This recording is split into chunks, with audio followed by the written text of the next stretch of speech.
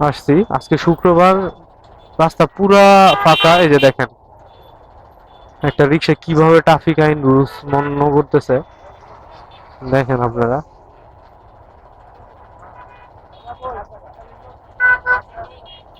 এই যে যার মতো ঢুকে যাচ্ছে, ট্রাফিক পুলিশও নাই এখানে।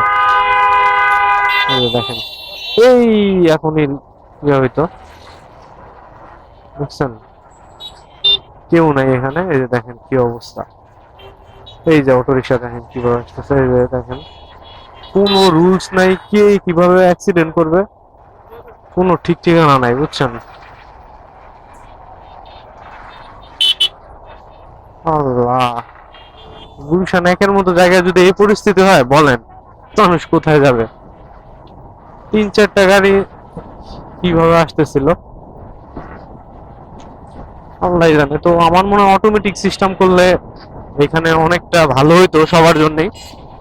যদি অটোমেটিক সিস্টেম করতো তাহলে নির্দিষ্ট টাইমে লাইট অফ অন হইতো, তাহলে গাড়ি নির্দিষ্ট সময়ে এপার ওপার হইতো, এটা সুবিধা ছিল। যেহেতু ট্রাফিক তার দায়িত্ব সঠিকভাবে পালন করতেছে না, সেটা আপনারাই দেখছেন যে আসলে পালন করতেছে কি না।